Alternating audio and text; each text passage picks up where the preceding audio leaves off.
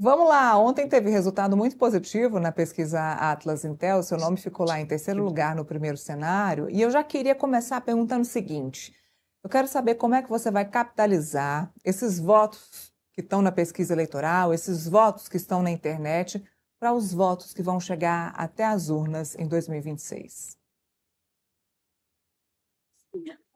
Como eu vou capitalizar? Eu vou buscar outros votos, né? Eu tenho que buscar mais, ainda não é o suficiente para ganhar e eu preciso, preciso de mais, né? Para ir para o segundo turno, eu preciso capturar pelo menos mais 20% do eleitorado. Então, tem que continuar trabalhando, viajando, rodando o Brasil. Trabalho, falar a verdade, estudar bastante e convencer as pessoas do certo. Quando você fala convencer as pessoas do certo, eu vou bater numa tecla que a gente bate aqui no programa sempre. Nenhum candidato até agora tem falado sobre proposta e talvez nem seja o momento ainda, até porque a gente está falando de pré-candidatura. Mas existe alguma coisa que vale a pena falar neste momento para convencer as pessoas que estão indecisas a prestar atenção em você e ir atrás, pelo menos, do Renan Santos nas redes sociais? Poxa, tá faltando acompanhar minhas redes. Eu faço quase todos os dias vídeos com propostas, faço lives todos os dias com propostas. Ontem fiz o maior podcast de um pré-candidato nesses últimos dias com o Serjão Sacani, falando de propostas para terras raras e tal. Tô aqui em Brasília, acabei de chegar, inclusive vou validar para o nosso time aqui um pacote de propostas que é o Livro Amarelo, que é basicamente um livro de propostas que nós temos para as eleições. Então, é o momento de falar de propostas, é o momento de cativar as pessoas, mostrando que, em vez de a gente ficar só xingando uns aos outros, a gente pode desenhar um tipo de Brasil diferente. É um projeto que imagina o Brasil para além dessas discussões idiotas que a gente está. Então, eu tô, assim, modéstia à parte, eu tô trazendo muita proposta pro jogo. Não, eu acompanho a sua rede social. Eu quero é que as outras pessoas acompanhem. É por isso que eu estou perguntando qual é a forma de angariar essas pessoas para essa rede social. Mas antes de continuar a nossa conversa, eu vou já chamar o Felipe, que é meu parceiro aqui no Contexto, para já agregar a nossa conversa aqui. Boa tarde, Renan. Prazer estar com você aqui no Contexto Metrópolis. Ô, Renan, eu queria dar um passo para trás e queria que você explicasse para a nossa audiência quem é o Renan Santos, né? É de direita ou esquerda? É bom lembrar que, dicotomicamente, né, direita é aquela pessoa que acredita no mercado e menos no Estado. Esquerda, mais no Estado e menos no mercado. O livro amarelo do MBL, por exemplo, do Missão, ele tem um teor intervencionista, ou seja, ele acredita no Estado, ou seja, o teor é mais esquerdista, mais desenvolvimentista do que de direita, né? O outro conceito que tem é mais liberdade, a direita e a esquerda, prevalência da igualdade.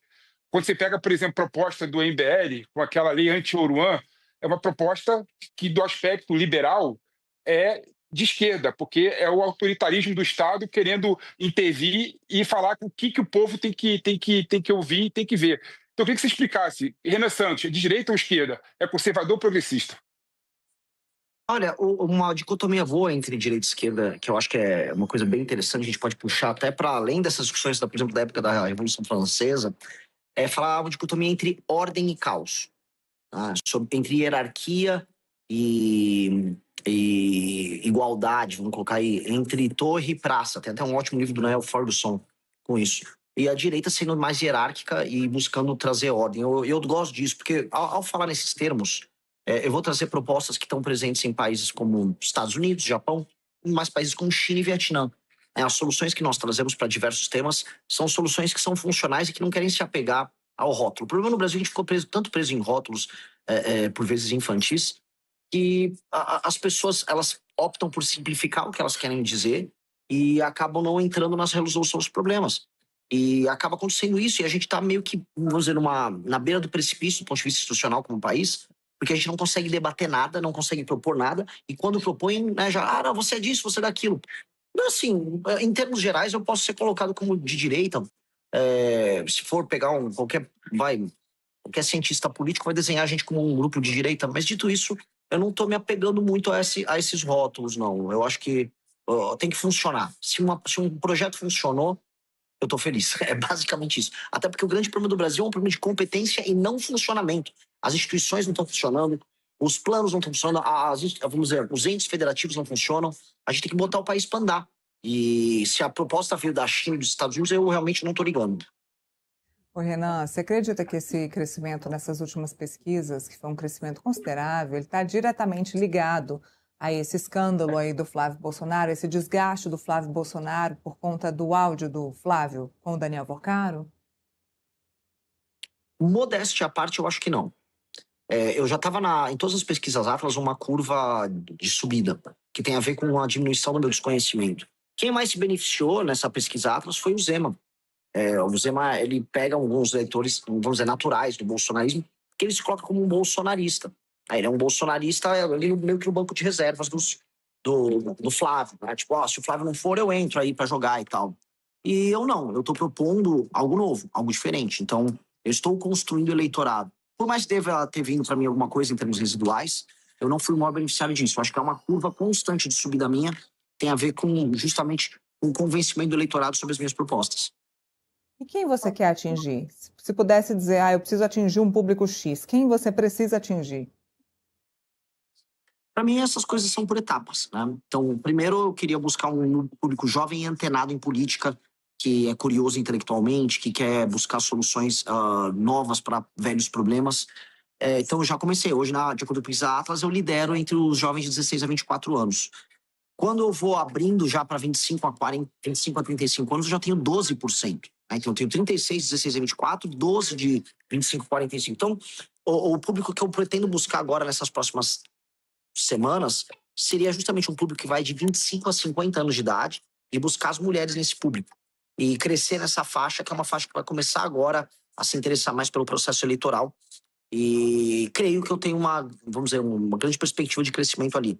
Eu terei mais dificuldades para crescer entre os mais velhos, especialmente as pessoas de mais de 60 anos, quando mulheres no Nordeste, depois sendo muito lulistas, e no Centro-Sul, quando homens muito bolsonaristas. Muito bem. Felipe, sua pergunta para o Renan, por favor. Eu queria falar um pouco de proposta, e proposta na parte cultural, até porque tenho curiosidade para saber o posicionamento de vocês em relação ao assunto que vocês falam bastante sobre ele, né? A gente sabe que o ser humano ele precisa de educação, precisa de saúde, precisa se alimentar, precisa também de cultura, né? Precisa também se alimentar de cultura. Cultura é o alimento da alma, né? Cultura engrandece o ser humano. E aí, hoje eu estava comprando ingresso para um show, R$ 300 o ingresso para o show. Eu fico imaginando uma família querendo ir para o show, levar o pai, a mãe, os 2 filhos, daria quase um salário mínimo para poder ir para o show. Aí o ponto é o seguinte: você é contra, de fato, que o Estado faça eventos e show para o público em geral, de modo a outras pessoas terem acesso a artistas? Depende. Se você está falando de usar dinheiro público para promover shows de cultura pop de massa que não agreguem absolutamente nada do ponto de vista do espírito, da alma da pessoa, ela tem um objetivo meramente eleitoral, de compra de votos, como acontece na maior parte dos municípios do Brasil, eu sou peremptoriamente contra, Felipe. Isso não tem nada a ver com cultura. Isso é apenas a apropriação eleitoral se utilizando, vamos dizer, de artistas famosos. A formação da cultura passa pela formação da sensibilidade. Infelizmente, a gente não forma a sensibilidade dos mais jovens. A sensibilidade dos mais jovens está sendo animalizada. Os jovens não entendem como você pode se elevar através da literatura, através da música, através de filmes. A elevação espiritual, né, a elevação da alma não acontece desde o início. E a criança, ao não exercitar isso nos seus primeiros anos, seja, vamos dizer, como um bebê na pré-escola, depois sendo como uma criança na primeira infância, não aprender a tocar um instrumento, não ter boas referências, ela nunca vai poder aprender, do ponto de vista cultural, o que seriam referências que levem ela. Então, hoje, qualquer política cultural que não passe por alfabetizar e melhorar a sensibilidade das pessoas, especialmente as crianças, desde o início, ela é apenas enxugar gelo ou privilegiar grupos de pressão, como nós temos hoje. Além de tudo, qualquer projeto cultural de nação, ele tem que passar por uma seguinte pergunta: qual é a nação que nós queremos promover pelo restante do mundo? E qual é a história e os propósitos históricos que vão se vincular ao espírito daquele povo? Essas discussões precisam ser feitas pelo próximo ministro da Cultura. Eu acredito em políticas públicas ligadas à cultura, sim. Eu acredito na capacidade de elevação que nós temos que ter. E eu entendo também do papel deletério que a cultura pop de massa tem quando conduzida, vamos dizer, por esse espírito tanto mercantilista que nós temos, quanto de espírito de qualquer, vamos dizer, obrigação com a elevação humana. Então, você tinha falado assim: Renan, você é contra o funk do Oruan tecendo o azul com o comando vermelho? Sim, eu pretendo proibir isso. Eu acho que quem está tecendo lousa ao crime organizado numa nação não deve nem se apropriar de dinheiro público para fazer show, como era o lance da lei anti-Oruan, quanto hoje, no momento em que eu vou colocar, quando ganhar a eleição para presidente da República, colocar o Estado brasileiro em guerra contra as facções, eles não vão ficar aqui promovendo os inimigos do Brasil que estão matando diariamente pessoas. Então, esse aqui é um elemento provocativo que eu coloquei no final, mas existe um elemento construtivo que significa melhorar a sensibilidade, na verdade, aflorar a sensibilidade estética das crianças nas escolas, que o nosso Ministério da Educação e o Ministério da Cultura de um país sério vai precisar fazer mesmo. Temos que voltar a falar e tem aula de música nas escolas, tá? Tem uma alfabetização plena das crianças para que elas possam ler. Ler é a mais importante, talvez, de todas as referências que a gente possa ter, porque ao ler a pessoa imagina na cabeça dela aquelas cenas quando ela está lendo um romance, e ela ajuda essa pessoa a criar um imaginário. Hoje ninguém lê, hoje ninguém cria imaginário, hoje as referências estão em vídeos muito curtos, então a gente precisa construir uma sociedade melhor através justamente da criação de uma sensibilidade desde a primeira infância. Renan, uma última pergunta. O senador Flávio Bolsonaro falou, e vários veículos de imprensa divulgaram isso, que nos primeiros debates, ou que em debates, em discussões políticas, ele não iria se houvesse a sua participação. Como é que você enxerga isso? Eu acho engraçado, né? O que eu vou falar desse cara, assim?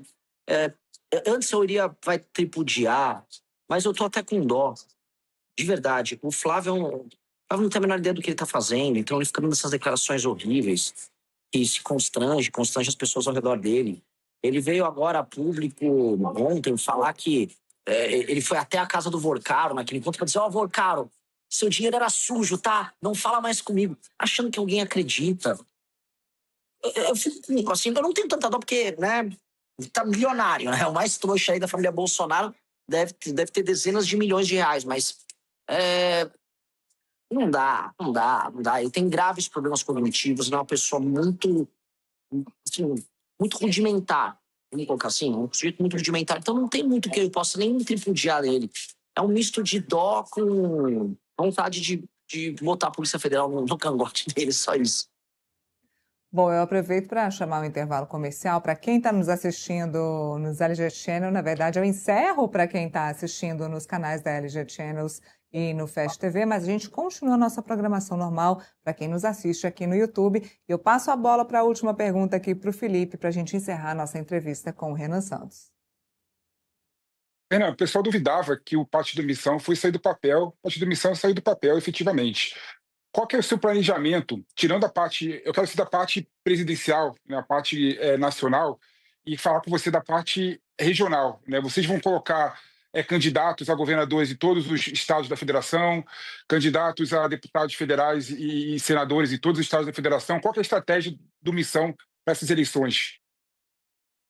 Nós temos que disputar para ganhar no maior número de locais possíveis. E os resultados das pesquisas para o governo, dos nossos principais líderes, mostram isso. Em praticamente todos os lugares, a gente está sempre entre os 4 primeiros colocados nas pesquisas para governador.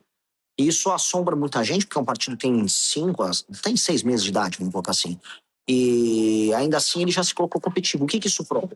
Isso prova que existe um percentual do eleitorado brasileiro que já entendeu a nossa mensagem e ele não troca essa mensagem por nenhum outro. Portanto, havendo eleitores com essa perspectiva espalhados por todo o país, haverá um candidato da missão, seja para o governo, seja para deputados, para atender essa demanda.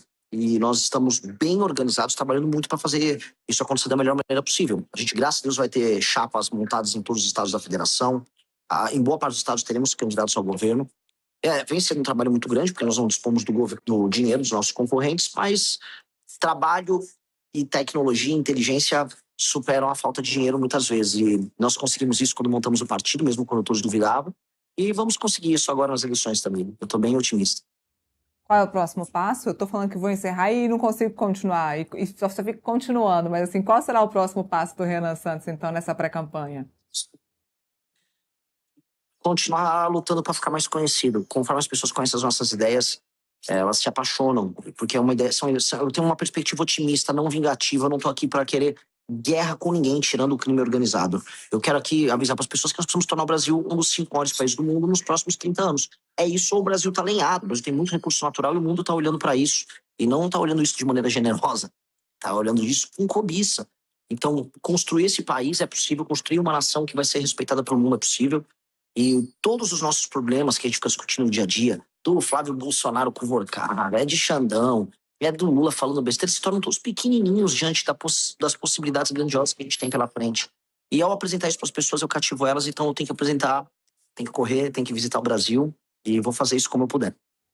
Se houver um segundo turno e Renan Santos não tiver passado, Renan vai apoiar alguém no segundo turno?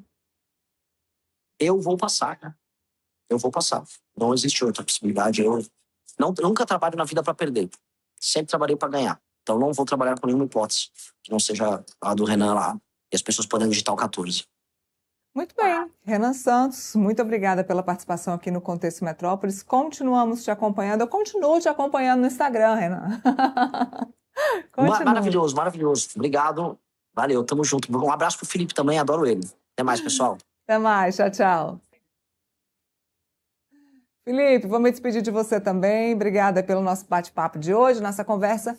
Acabamos. Fala, meus queridos, aqui quem fala é o Alan do canal Inevitável Cortes, e no meu segundo mês postando cortes aqui no YouTube de figuras do Partido Missão e do MBL, eu faturei cerca de 25 mil reais, ou um pouquinho mais de 4 mil dólares. E se você tem interesse em estar criando o seu próprio canal de cortes, eu preparei um treinamento 100% focado, mostrando o passo a passo para você estar conseguindo fazer seus cortes de figuras do Partido Missão e do MBL. Para acessar o treinamento é só clicar no primeiro link da descrição ou ler o QR Code que está aparecendo aqui no meio da tela agora. E se você gostou desse vídeo, não se esqueça de deixar o like e se inscrever no canal. Te vejo no próximo vídeo.